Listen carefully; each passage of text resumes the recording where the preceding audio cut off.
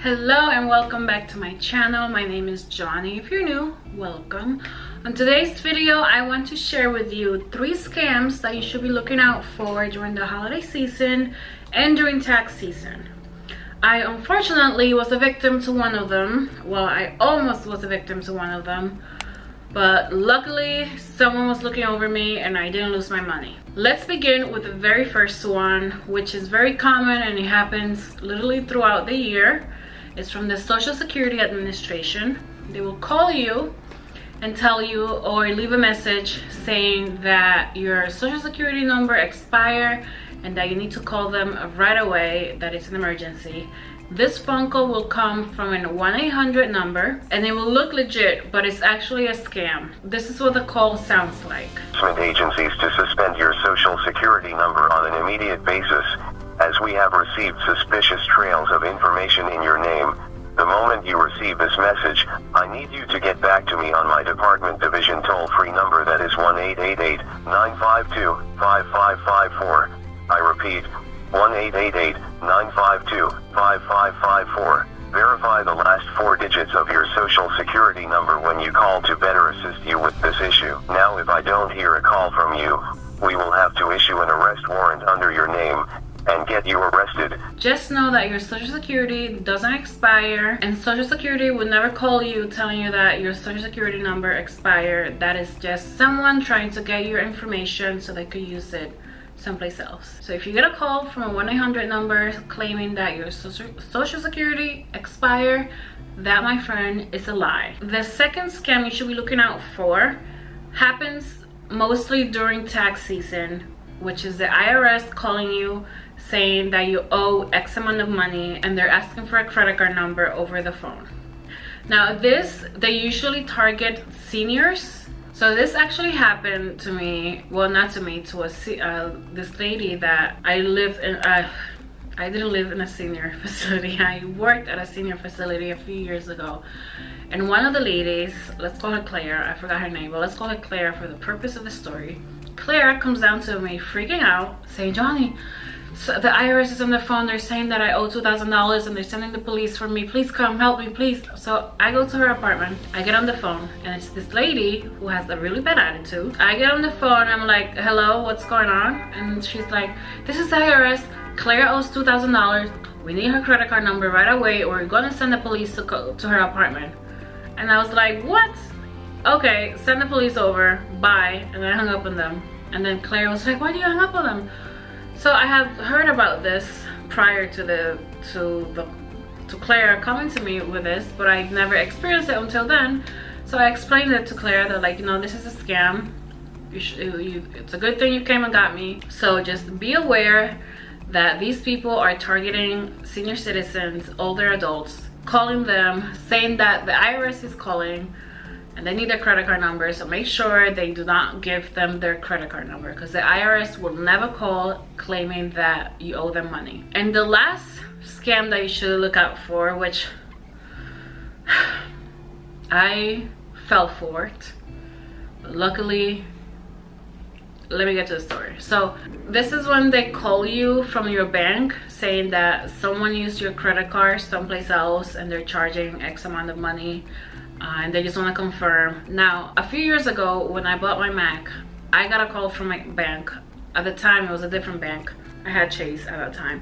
So I got a call from Chase saying, hey, we just want to make sure this is you because you don't usually spend like $1,000. I was buying my Mac, which is, you know, a lot of money.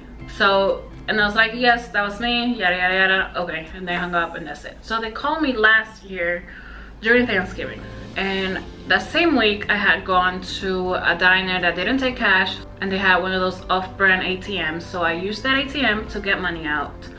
And sometimes when you use those off-brand ATMs, those ATMs are tagged and they have a reader that could read your information. So when I got the call from the bank, I thought it was because of that. I was like, oh my god. So they called saying someone in Georgia just spent $1,000 on at Walmart. Was this you? And I was like, no, I'm in Brooklyn, that's not me. So because I had this phone call before, he came from a 1-800 number So I thought it was legit. So he's asking me all my information, and I'm like an idiot giving it to him. He's asking me to confirm my login, to confirm my my account, and then he went over a list of like everything that I spent that week. I guess they had access to what I was spending, and I was like, yes, you know, that was me, yada yada yada, but $1,000 wasn't me. And then he goes, okay, so we're gonna just confirm, we're gonna reset everything. I'm gonna take off $200 just to make sure that the reset worked. And I was like, okay, that's fine. And he's like, oh, it's gonna come, we're gonna put it back into your account right away, don't worry about it. And I was like, okay, fine, whatever, here's all the info. So I'm giving him access to all my information because I think this is like a legit call from the bank. And I was on the phone for like 30 minutes with this guy. And I don't know why I didn't think this through, because he kept saying, oh, it's at 70% now, just hold on a second, it's at 80%. And I'm thinking it's just like him resetting the computer. And the whole time, you know when you watching the movies and they're like, there's some sort of kidnapping situation where they're saying, you'll keep them on the phone for 30 seconds until like, so we could get the location. I think that's what it was happening. Like they had to keep me on the phone or until the computer reached 100%, I guess. Yeah, well, until the computer reached 100% is when they got all my information. And then luckily something like I have bad reception and the call dropped. This is like 30 minutes in until when he had already taken money out of my account. So the call dropped. I called the 1-800 number back, and it was a capital One number. And I got on the phone with another person. I'm just like, oh hey, I'm just calling to check to make sure that everything went through. My phone, my reception was bad, and the call drops. And then the guy on the other line is like, okay, let me just check to see what they wrote on the notes. And he's like, yeah, that wasn't us. And I was like, what? He's like, yeah, that wasn't us. They just took $400 from your account in Atlanta. I was like, yeah, he said he was taking money out to make sure that everything went through when they reset my account. He's like, no, they took money out of your account. That was not the bank. I was like, oh my god. And then luckily, so right then the guy like locked my account, reset everything with like, this is the real bank now. They like reset everything and they locked my account. They canceled my credit cards and stuff. And then this was the week of Thanksgiving. So on Black Friday, I got an email from the bank saying that my account is completely shut down because there was too much activity. I guess the people that called me first kept trying to get money out of my bank account on Black Friday, but because the bank had already locked the account, they weren't able to. But I was so upset. So if you get a phone call from your bank saying someone took money or is trying to use your account in another state, to confirm, hang up and call the bank again to reconfirm that it was actually them, especially during the holidays, because it might be somebody else.